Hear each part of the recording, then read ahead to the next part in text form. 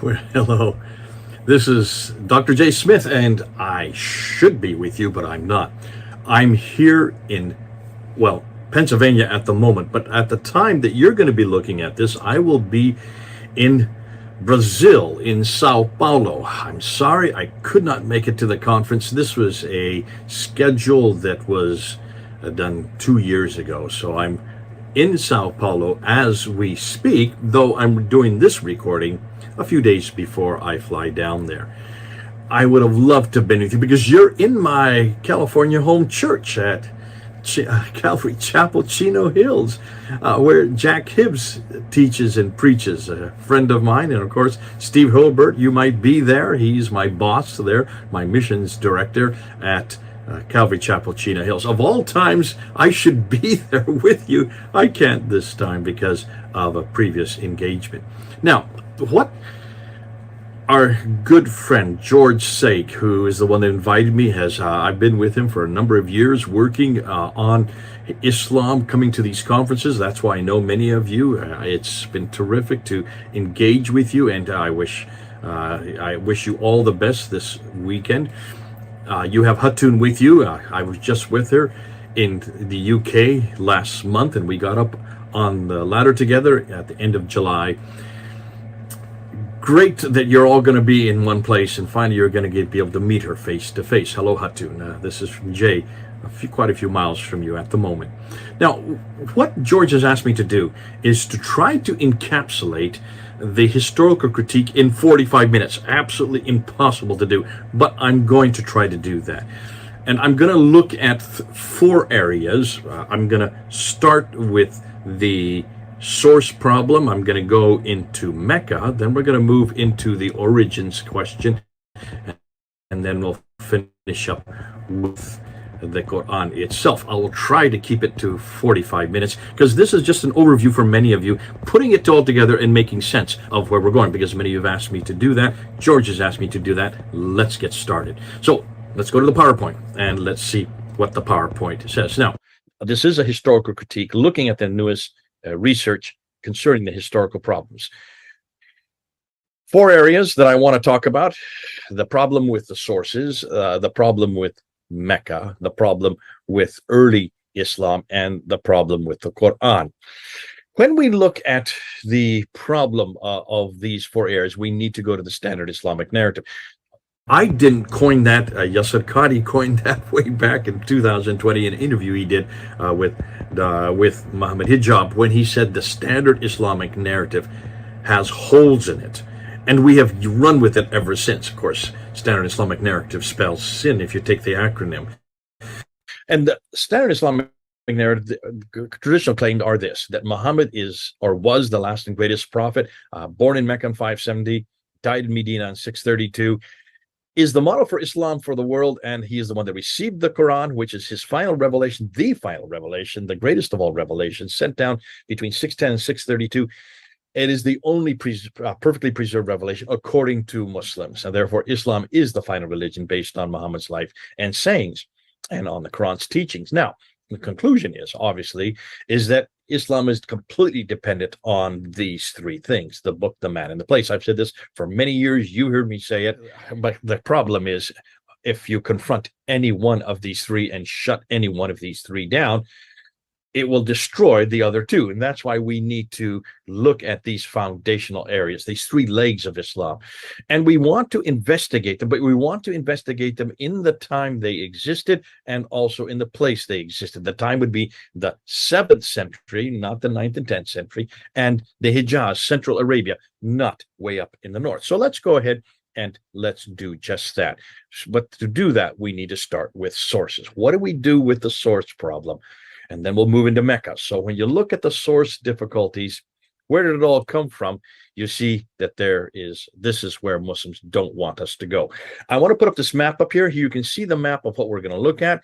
According to the standard Islamic narrative, Muhammad's empire included that part that I have the arrow there, the brownish area. Then during the Rashidun period of the rightly guided caliphs, that's Abu Bakr, Umar, Uthman, and Ali, 632 to 661, they pushed the borders out to the orange area. So all the brown and the orange area would have been under their control by 661. And then from the Umayyad period, the dynasty of Islam, according to the Islamic standard Islamic narrative, would include the purple area. So that's what we're going to be looking at in the next 45 minutes, just that brown, orange, and purple area.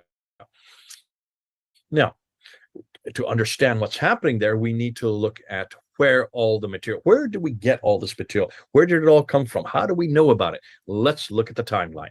When you look at the timeline, according to standard Islamic narrative, Muhammad dies in 632. His biography is written down, but look and see when it's written down, not during his lifetime. It's first written down by this guy, Ibn Ishaq, in 765. Hold on a minute. We don't have anything from Ibn Ishaq. We actually have to go to this guy, Ibn Hisham, who died in 833. So let's get rid of Ibn Ishaq, because the first time we get his biography written down in one place is by this guy, 833. Muhammad died in 632. You do the maths. There's another Sirah that comes along afterwards, Al-Waqidi in 835, and then we go to the Hadith, because they come after the Sirah, after the biography. The Hadith are the sayings of Muhammad, first written down by Al-Bukhari, who died in 870, followed by Sahih Muslim, died in 875, At-Tirmidhi 884, Ibn Majah 887, Abu Dawud 899, Nasai 915. And can you see the problem with that? If you look at that, you'll see that all the sayings and all the biography of what Muhammad did and what he said comes within the 9th and 10th century. We still have two more genres to look at. Those are the tafsir, with the commentaries on the Quran, and the tarikh, which is the histories of all mankind. And they're first introduced by Al-Tabari in 923. That's the 10th century. What that means is everything we know about this man, Muhammad, what he did, what he said, where he went, all the things that happened in his lifetime come from 200 years after the fact. We have nothing from his life, nothing during his century, nothing from the place he even lived in. It's 200 years later that it's finally written down. But I want to stop and I want to show you this character here, Abdul Malik. He's going to come in very important later on, not in this talk so much, but later on, because he is the first one that introduces the name Muhammad itself. And he does so in 692. That's 141 years before this person, if there is a person, I don't think it was, but we'll get to that. If it was, then of course he is introduced at this time, but not as a man, as we're going to find out. The Muhammad that he introduces on the Dome of the Rock, on the coins, and on the pre-Caliphate protocols is not a man. It is, well, not a man that we know as a prophet. It is Jesus Christ. Nonetheless, still introduced me here. But the people that really gave us the Muhammad, the man that we know today, the people that really introduce this Muhammad are the Abbasids. And they come to power in 749. So everything we know about Muhammad, what he did, said, and where he went, and all the things in his life all come from the Abbasid period. That's why all these names come after. They come from 80 to 90 to 100 years after the Abbasids come to power. What's more important is also where they were all written. Everything that we've been told by the Muslims supposedly happens where those two green circles are in Mecca, Medina, and the Hijaz, the central part of Arabia. No,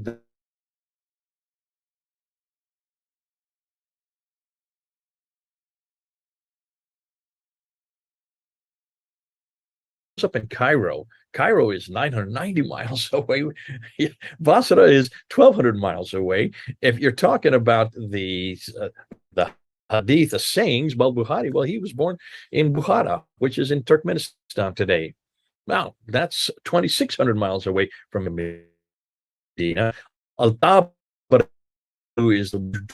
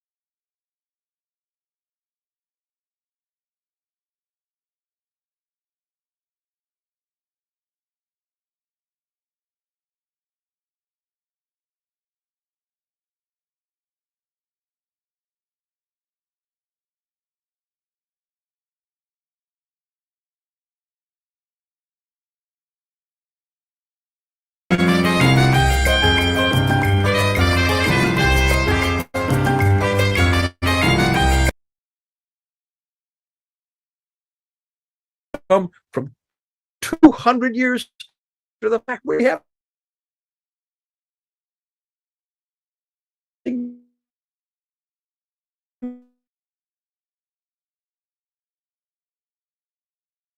important later on, not in this talk so much, but later on, because he is the first one that introduces the name Muhammad itself.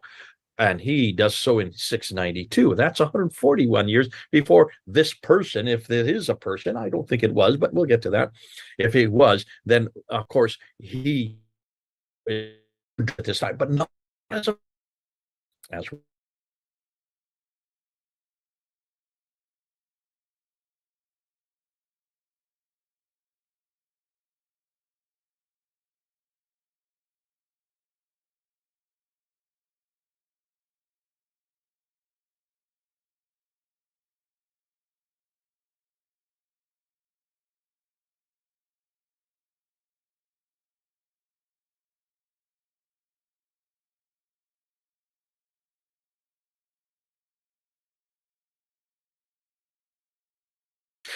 what's more important is also where they were all written.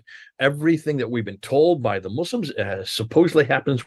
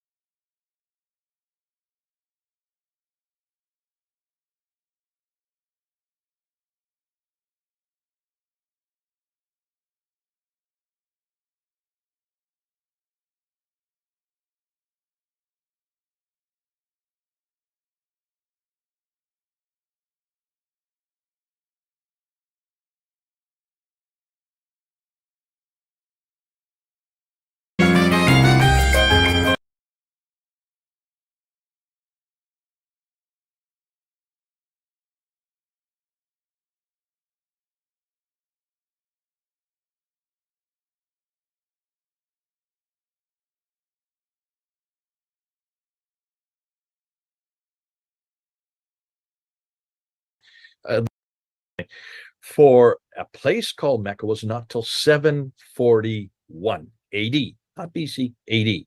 That's over 100 years after Muhammad supposedly died.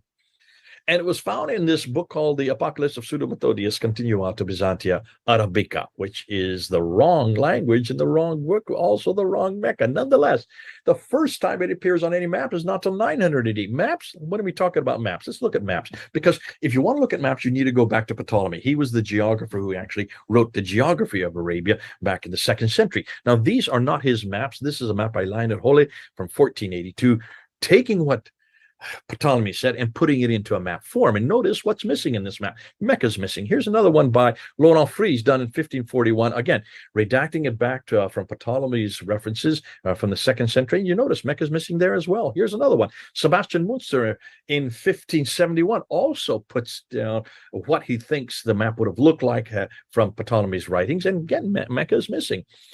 Here's a 7th century map that's redacted back to Mecca from present day, and Mecca's missing on that map. Another redacted map showing that Mecca just simply is not there. Not in the 7th century is it there. Later on, yes, but not in the 7th century on any of the maps. Even when you look at, Dan Gibson found this out, when you look at the Qiblas, Qiblas were canonized in 624, but take a look, just look at all these Qiblas here. These are the Qiblas he physically went to, in Medina, in China, in India, in Syria, in Egypt, Israel, Jordan, Yemen, all these places he went, and all the Qiblas, that means the direction of prayer for every one of these mosques up until 706 are facing Petra, not Mecca. So when was the first mosque that was facing Mecca? Not till 727. That's 100 years after Muhammad. So can you see this does all kinds of damage to the notion that there was a Mecca. Trade route. Now I'm going to go through this real quickly because this will take too long. The trade route, Montgomery Mark decided he would help them out. All the trade, according to what we know, went from India across the Persian Gulf, across what is today Iraq and Syria, and over to Lebanon and to the Mediterranean world. Then you had the Sassanians warring against the Byzantines, which shut down that trade. So boom, there were no trade going to the Persian Gulf. So according to Montgomery Watt, the trade went this direction, across the Arabian Sea, from Aden right up 12 and 50 miles up to Gaza. Dr. Patricia Crone looked at that and says, no, there are two problems. Here's the first problem. When you look at that going across the land part, it goes from Aden up to Taif, but that's up on a plateau. But then you need to come back down and detour down to Mecca, and from Mecca go back up to Yathrib, and from Yathrib up to Gaza. Can you see the detour on the map there? You cannot have that detour, especially as we're going to see in just a bit, how far down you've got to go to get a place that has no water.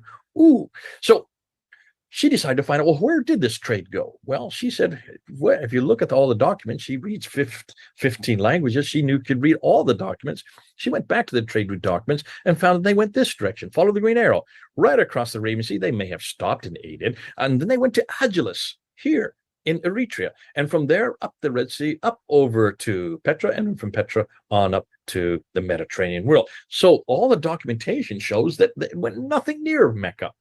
Nothing near Mecca. But Red Sea, Muslims have come back and say, yes, okay, going to the Red Sea, they went to Jeddah, and from Jeddah went to Mecca, because Jeddah is just on the port, on the sea, whereas Mecca is inland about 30 miles. So that's how they got their trade, through Jeddah.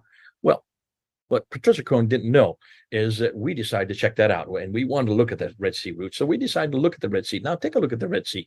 To do that, you need to look at a topographical map. Here you have a topographical map. There is Jeddah, there is Mecca, there's Aden. Yanbu supported Yathrib, and Jeddah supported Mecca, according to what the Muslims are telling us. The problem is, take a look and you will see these red arrows. That is the deep water channels that the ships today go. But back in the 7th century, they didn't have large ships. They had smaller ships, and the channels that they used were these golden ones. Take a look at they are. They're on the western side of the Red Sea, nowhere near Jeddah. They were not on the eastern side. And the reason why, unlike the eastern Arabian shore, which it was arid with no fresh water and thus few people, the West African shore, however, had plenty of fresh water and had larger populations. What's more, the West Coast had easily accessible ports. We even know their names. Take a look at them. We've done research on this. And this we just found out a few years ago. Asab, 246, it was started. That's in Eritrea. Adulis, we already talked about that. 79 AD, that's in Eritrea. When we go to Sudan, Suakin, it's 170 AD, it was created. And then we have two in Egypt, Berenice, 275 BC, and Safaga, 282 BC. Take a look at those five. Those five ports, their dates all predate Islam. All five are a day's distance by boat. On the Red Sea's eastern Arabian coast, all we have is Yanbu is known, and it is Yathrib's port city. So what about Jeddah as a port for Mecca? This is what the Muslims are coming up with. The problem is we have no history for either Jeddah or Mecca until the 8th century AD. Why? Because neither had water, nor a population large enough to accommodate early trade. All the trade was on the western coast. You look and see where the trade routes are. They're on the ports where they had water, and they're equal distance, so a boat can go one day's journey each day.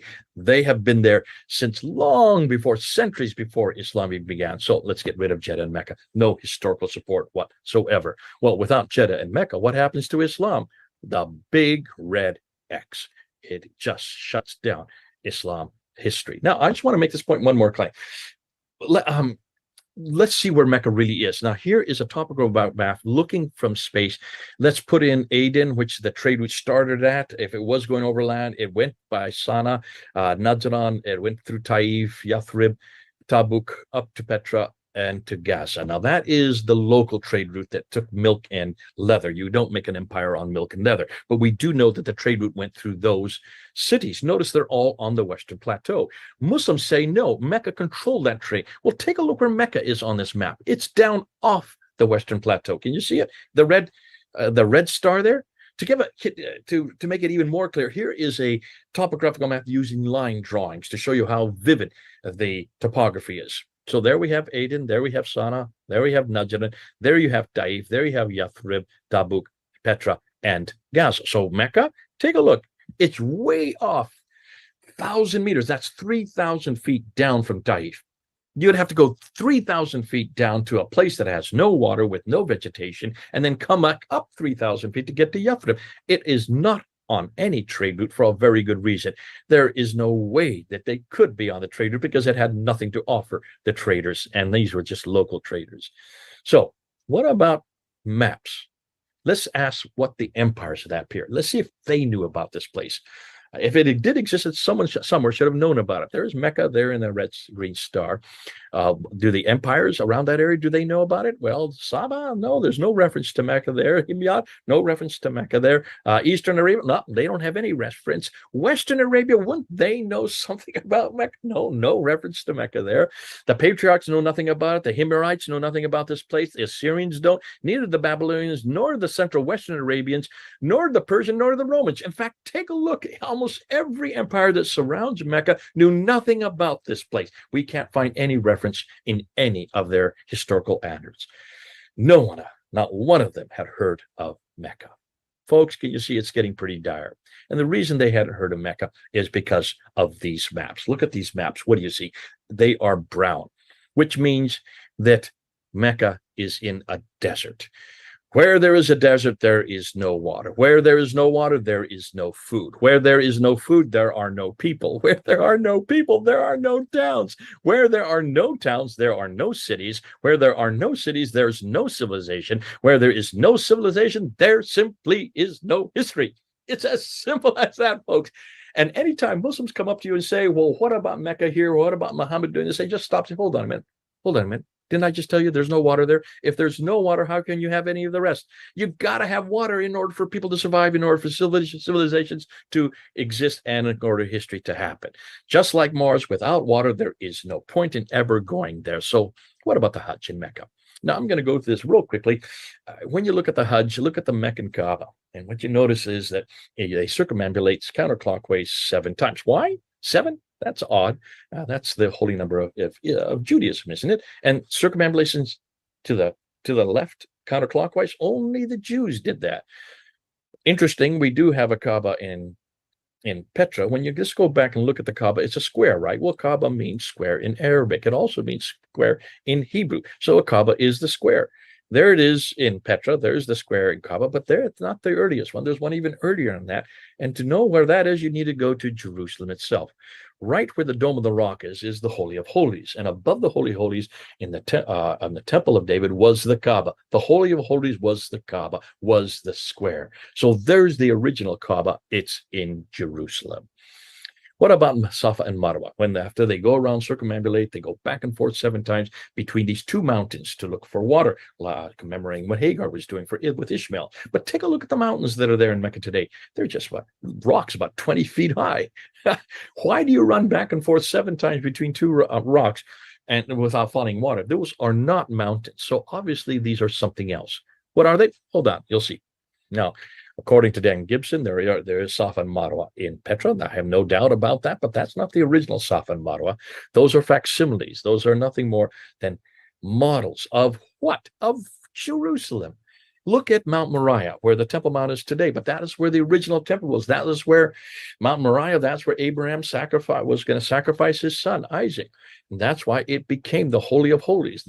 Mount Moriah in Arabic is Marwa. So there's the original Marwa. In Arabic, it is Marwa. Across the Kidron Valley, over on the other side, is Mount Scopus. Can you see it's circled in green?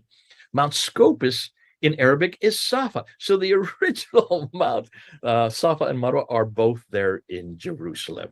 Now, we could look at a lot more of these. We've looked at the Kaaba. We looked at Marwa and Safa. We could look at Arafat. We're running out of time. We could look at the Jumbanats. I don't want to even get into that. Or the Zamzam well. That would take a whole 45 minutes just to unpack that. I'll just end with the Black Stone. The Black Stone, when you look at it, take a look at it, you will see that it's right there in the eastern corner of the Kaaba. What in the world are people doing? Circumambulating, and they're kissing the stone to get forgiveness of sin. Who can forgive sin but God himself? So what is that black stone doing there? That is as idolatrous as you can get. We have yet to unpack the black stone. That's yet to come. Hold on, because we're now doing the research on that. So we could not find Mecca at that place in the Quran. Crone could not find Mecca placed on any map until 900 AD. Gibson could not find any Qiblas facing Mecca at all until 727. Crone debunked the land-based trade going to Mecca. We debunked the sea-based trade going through Mecca last year, and Gibson debunked the 5 stages of the Hajj in Mecca. So, though Mecca has existed since Adam and Eve, according to Islam, there is no evidence of it anywhere until 741. And everything we now find in Mecca, we could previously find in Petra, and now even earlier in Jerusalem. I won't go into the conclusions. You can see them on yourself. But let's get to early Islam. And to do that, we need to look at the coins. So the coins have really been devastating for early Islam because Islamic narrative, standard Islamic narrative says everything happened in those 2 cities, Mecca and Medina. Folks, they did not happen in those 2 cities. Why? Because the coins show us. You need to follow the evidence on the ground. The best evidence we have are the coins. The Western mints are situated in Tatas, Hims, Baalbek, Damascus, Tebaria, Abila. I'm not going to even pronounce it because I'm destroying. But you notice where they're all congregated. They're way up north, where the water is. Where there's water, there are people. Where there are people, there are histories, and there is civilization. That's why they need coins. Nothing down in the desert. So that's why no coins are down there. The mints are all up in the north, in the west. Those are the Western coins. They are the ones that are the gold coins and the copper coins. The silver coins come from over here in the eastern mints. And I'm not going to try to pronounce their names, but those are all in what is today Iran and Iraq, way over to the east. Nothing far down in the south, for one very good reason. There's water there. When there's water in the east and there's water in the west, they're going to be mints to mint coins. Now, whenever a ruler comes to power, he mints coins so he can introduce himself to his people. He puts his image on it, he puts his name on it, and he puts his religious denomination. So when you look at the coins, looking at a timeline, you notice there were no coins whatsoever that had anything to do with Islam during the time of Muhammad. In 650s, up till 650, you have the Sassanians who were defeated in 624. But when you look at the coins that come after their defeat, the Arabs were starting to mint a lot of coins since they are no longer empowered by, or they were no longer controlled by the Sassanians because of the Byzantine. So what do the Arabs do? Well, they mint these coins. But take a look at these coins. These are from around 630, 640, 650 up until 661. And you notice they're all images of kings with crosses on their heads and crosses on their staffs. So they're holding crosses, which means they are Christians. All of them are Christians between 630s up until 661. What about Muawiyah, supposedly the first Muslim caliph who is starts the dynasty of the Umayyad dynasty. Well, 661, take a look at his coins. He also has his image with a cross above his head, also above the letter M, the denomination. And the one that's right there in the middle, there is the name Muhammad actually imprinted on the coin. But Muhammad obviously cannot be a Christian because there's a cross on the right side of the coin. And on the back side, there's a cross there, proving that this is a Christian coin. What is the name Muhammad doing on that coin? Well, Muhammad is a title. It means the praised one. Who do you think it's talking about? It's talking about Jesus, the praised one. He is the one they're praising. He is on that coin. And Muawiyah then has coins in the east with the fire altar on the silver coins to accommodate, of course, those are the Zoroastrian. So all of the coins from his time period, including this, and I want to put this up here, including this inscription. Here's an inscription that he wrote in the dam there in Taif, and notice what's right there. There's a cross at the very beginning of the inscription, written in Greek, and it refers to himself, Muawiyah, his name's on it. He has a Christian cross there, and he calls himself the servant of God and the commander of the believers. What servant? What commander? Well, obviously, the servant of Jesus and the commander of the Christians. So that's right there in his inscription. Then we come to Abd al-Malik, and his coins start to appear in 690, 680, 690. You have the Byzantine coins that were there on the left with Heraclius. Good old Abd al-Malik decides that he's going to thumb his nose at the Byzantines, and he puts this coin in 692 with Heraclius and his two sons on either side, but he's taken off, you notice on the left, he's taken off the crosses from their orbs and also the crosses from their heads, and the backside where there's the Byzantine cross, he's mocked it by deforming it.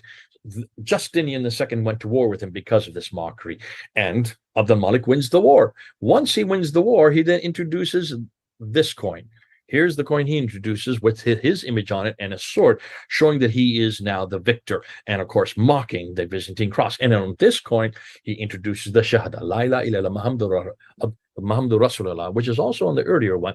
There is only one God but God, and the praised one is the servant of God. Who is the praised one with? Go to the Dome of the Rock. The Dome of the Rock, you have the same reference, the same inscription on the inner ambulatories. And before that, you have, there is only one, say not three, for God is one, and he has no son. That's attacking Jesus, his sonship and his divinity. For God does not beget us, nor is he begotten. That attacks John 3:16. And then it introduces the Shahada, for God is one. And the praised one is nothing more than the messenger of God. That's referring to Jesus, because all the other inscriptions are referring to Jesus. The same thing is happening on the coins.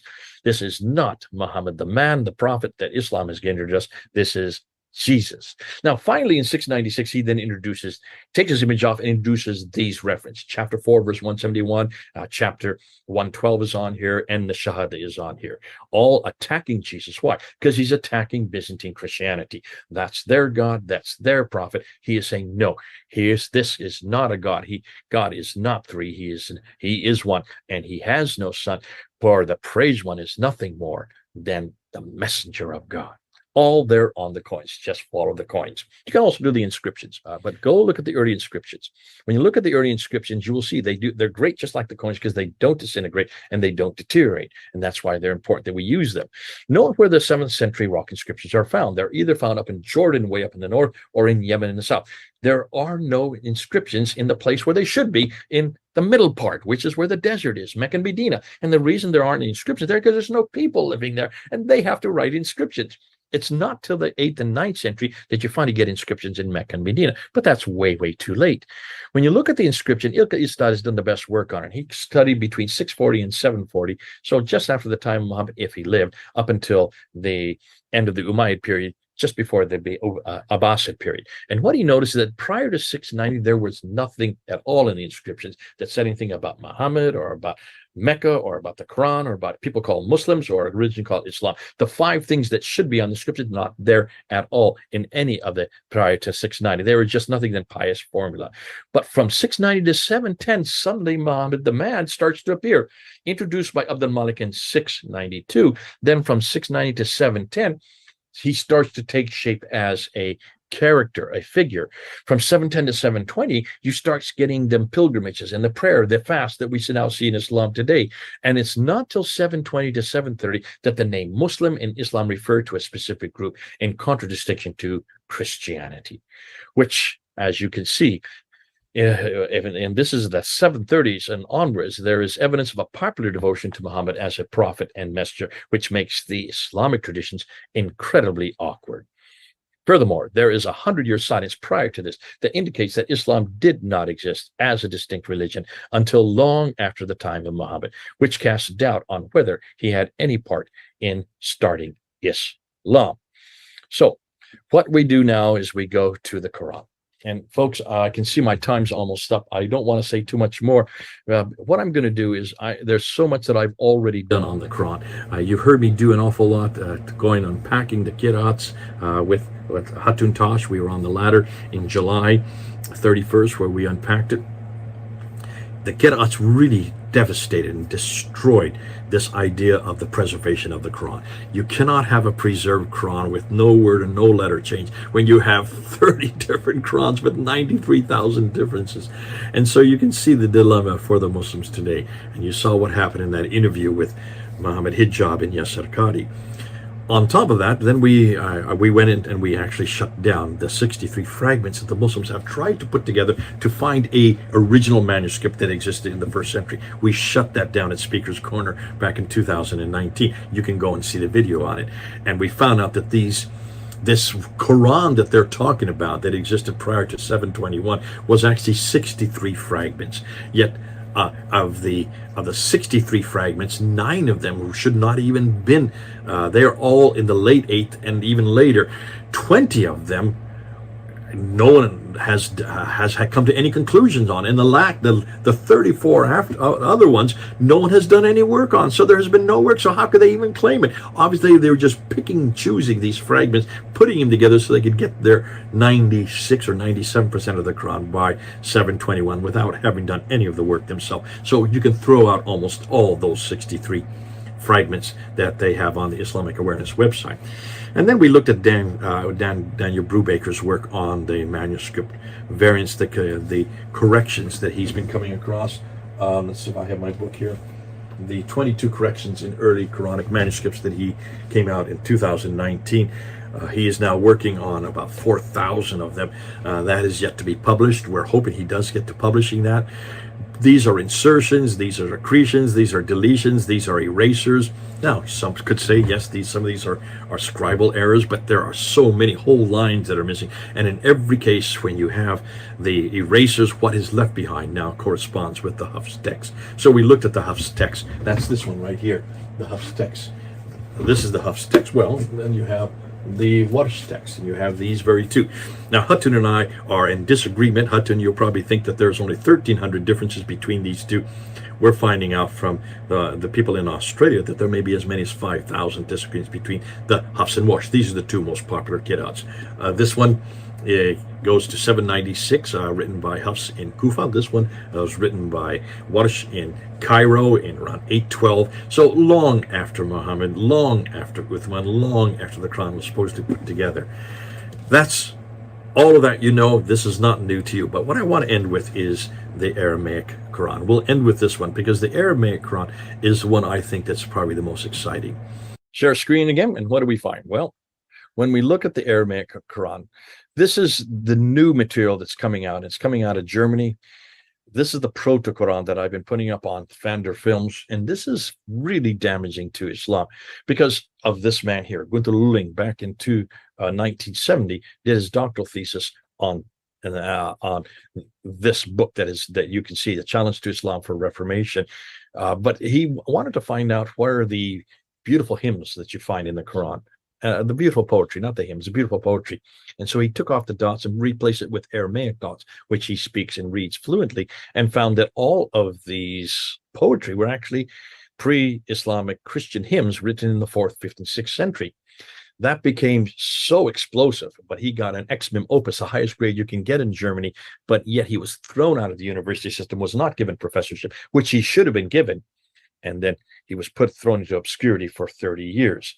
He came out of obscurity because of the book, because finally we got it translated for him into English. That's went all over the world. And as a result, he was resurrected. And because of that, Christoph Luxemburg came out with his book on Syro-Aramaic reading. And what he did, he decided to go even further than Gunther Luning. He wanted to go and look at all the dark passages, these passages which no scholar even today makes sense. It's border of the Quran, 25% of the Quran, a quarter of the Quran, doesn't make any sense to anybody. And so he decided to go and do 7-layer textual analysis. He checked with the 10th century tafsir of Tabari, and then he went to Lisan al-Arabit, which is the dictionary written in 1290 by Ibn Manzur. He looked for synonymous roots in the Aramaic, and then he tried different diacritical approaches. He then tried Aramaic roots, took off all the dots and the vowels, the 5 dots and 3 vowels, and replaced it with Aramaic roots and their diacritics. And then he retranslated Arabic words into Aramaic. And then seventhly, to find the lost meanings of the Arab words, he then used 10th century Syro-Aramaic lexicons, and lo and behold, he was able to uncover all 25% of these dark passages. But here's what's interesting. When he did that, he noticed that all of these dark passages were not superfluous texts. These are all lectionaries, homilies, and hymns, Christian lectionaries, homilies, hymns from the 4th, 5th, and 6th century, many of them written by scholars. You have references after references of Jesus Christ in these hymns. And what they did is these Arabists, and what I wanted to end with is these Arabists, these people who were putting the Quran together, were given these texts, these homilies, these lectionaries, these hymns, and they couldn't read. They could not read the Aramaic. The Aramaic was used by the clergy, and was used by the bishops, and used by the seminaries in the cities. The Arabs were not cognizant of the Aramaic. They were not part of this, and the Arabs did not know how to read it. And so when Abd al-Malik made Arabic the official language after 680, and it became the language for the whole kingdom and the empire, the Arabs who were then given the responsibility to create the Quran and put it together were given these Aramaic texts, but they couldn't read them. And so they couldn't read because the Arabic only contained about 14 to 16 letters back in the 7th century. So they had to quickly add dots, and they put a na, ta in the tha above, and the 2 dots below, the ba in the ya. So 5 dots, na, ta, tha, ba, ya. And then they added 3 vowels, the dhamma, the kasra, and the fatha. The dhamma would be the u sound, the kasra would be the e, and then the fatha would be the ah. Those are the 3 vowels. So with 5 dots, 3 vowels, they then suddenly could read their text. And from 14 to 16 letters, it jumped to 28 letters that we have today. Now, here's the problem. You're not sure what you're reading, right? So therefore, you put your dots where you want to. And you have one person, like Galun, puts his dots where he wants to. Then you have Ibn Amir puts his dots where he wants to. And then you have Khalab puts his dots where he wants to. And Ibn Kathir puts his dots where he wants to. And then you have these 2 characters. You have Warsh, who then in 812 puts his dots where he wants to, and you have Hafs puts his dots where he wants, and you start getting all kinds of different dots. Anytime you put one dot at a different place from the next person, it changes the word, which changes the meaning, and many times changes the theology, many times changes the doctrine, and also changes the practice. Hutton and I did a whole series of this. I think we did 14 of these, and I've just put it up this last week. Go up on Fander Films. I've reprised it, put it up again, because this is coming up over and over again, and we're getting all kinds of people reacting. Go and look at that. Of course, we just sat together in an hour and 15 minutes. So the day before, we had been at Speaker's Corner. We almost didn't leave. They were so angry because we were holding up the 26th Quran. And then we unpacked those 26 Qurans, and we just looked at them, and we just showed them side by side, Hafs with this, Hafs with that, side by side, how they changed not only the words, but the meanings, not only the meanings, but the theology, in some cases, the doctrine, and in other cases, the practice. I think we looked at 14 in depth, and then we looked at another 10 or 12 in tertiary. But it was obvious that the Muslims had not done this, and we're doing that for them. Because the Quran was borrowed from Aramaic texts, because it was borrowed from Jewish apocryphal writings, sometimes Gnostic writings, because it was borrowed from many different places, you can then understand why these qira'ats were formed. They had to eradicate and throw out Jesus. Anytime they came to the reference to Jesus, they just made him a Nabi or a Rasul.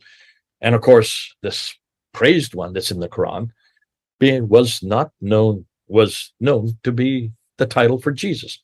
It's in the coins. It's on the Dome of the Rock. It's in the Caliph protocols. But in the Quran, then, it is now given over to Muhammad. So that's why when we look and we ask these historical questions, there's much more to do. We're going to give some examples of this. In fact, we have a whole research going on right now, looking back and trying to recreate the Proto-Quran, the original Quran, the Aramaic Quran, the original references. And what we're going to find is not what we're going to find, it's who we're going to find. And of course, you know the answer. The who will be Jesus himself. Folks, that's enough for today. I just want to whet your appetite, get you up and running, get you realize that we're doing some amazing work around the world. It's all being done mostly in Germany. They're finally releasing it to us so we can look at it and also then use it and bring it into English.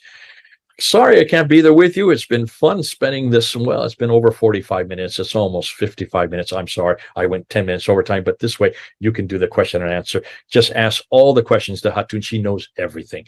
She just has an amazing mind, has done an amazing ministry. I'm so glad she's there with you. Meanwhile, I'm here in Brazil and introducing all this material to churches in Sao Paulo and also in Belo Horizonte. Would love to have been there with you.